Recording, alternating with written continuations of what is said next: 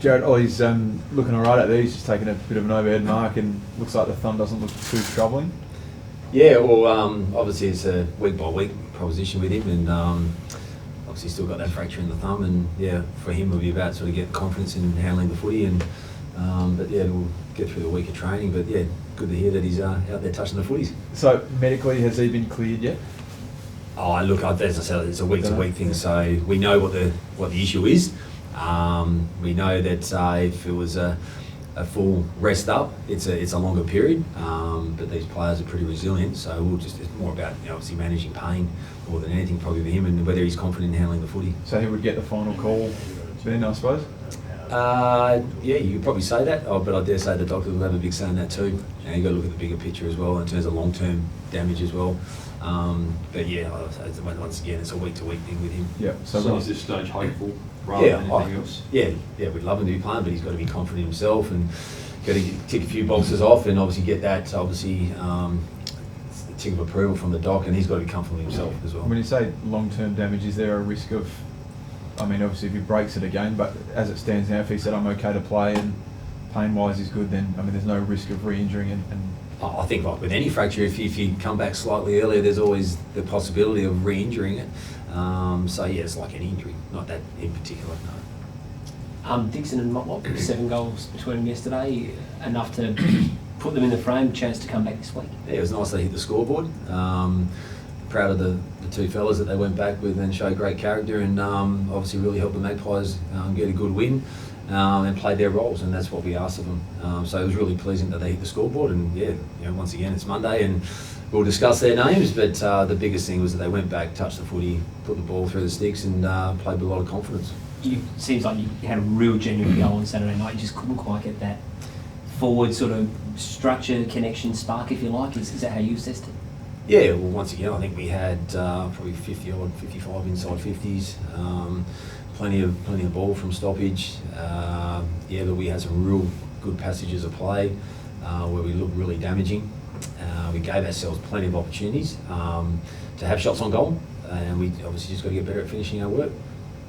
That's the biggest issue, is it? Because you said you put out enough footy and chances to win 2 games. Yeah, we have. Probably a little bit different from the Richmond game to this game. The Richmond game, we probably really hurt ourselves with our turnover, critical parts of the ground. This week, we cleaned that up to some degree, and we got back to playing the way that we want to play, and took the right opportunities. But in the end, a little bit of connection and probably a little bit of polish in the end is probably what hurt us. It could have been obviously a fantastic win if we had. You still have 1 game out the 8 on the ladder, obviously. I guess you would still be internally pushing for finals. Yeah, we're up for the fight. There's no question about that. The biggest thing, I suppose, for us as a club is to obviously, that is finals, but it's looking from week to week, and we know we have to win. And that you can't question the attitude of the players. The pressure that obviously comes with it. We saw on the weekend, we fronted up again, and probably one that got away, but we get a great opportunity this week.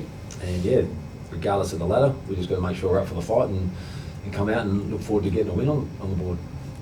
You've had a sort of 4 in the last 5 losses. You've formed, as you said, been a bit rollercoaster. Have some of those losses taught you a bit more about the group, given the Richmond one sort of 40 odd points, 1 point on the weekend? You're learning more in close losses about where the group's at? Yeah, well, obviously you learn a lot about your losses. There's always parts of your game you can look to improve. The good thing for, I suppose, from our players is that they have been buying into that and wanting to improve, and we've seen progression in that from week to week. And we've got a young group, they're resilient, and we've got to make sure that we stay in a positive frame of mind, and they have been doing that. And and obviously we learned from the weekend's game as well, that at the end of the day we gave ourselves opportunities. We just got to make sure that we reward ourselves with finishing off. Just on that, you weren't here last year, obviously, but Paul's won 9 of his past 25 games, which is one of the lowest win-loss records in that period. What does that say about where the club is at? As you just stated, Andrew, is that I wasn't here last year. I can only sort of go about what we're here. We're a different side. New players have come in, new coaches. I've sort of just looked at our game plan, changed certain things in that, So there's some differences there. So I don't know if we can sort of really connect both of them. Yeah, look, if you look at the win-loss, yeah, look, it doesn't stack up. But there's a lot of variables that go into that. But what we do know is that what we have shown is that against the top sides is that when we get it right, we are a damaging side. And that's exciting for the supporters, for the club, for everyone involved, for the future. Let's not look at the win-loss, let's look at what we're actually developing. I think that's the important thing. Just very well said today that on one side you don't really want to play in the finals is Port Adelaide because their upside when they play their best footy is good anyway. Yep. So you do take a lot of positives out of knowing what you can reach. You just got to get more consistent. Yeah, and the consistency word gets thrown around, and I think we've addressed that. You know, if you're looking at it, one point, you know, we're just not rewarding ourselves for our hard work. You know, sometimes we can be our worst enemy. Yeah, that's probably been the case in the last couple of weeks.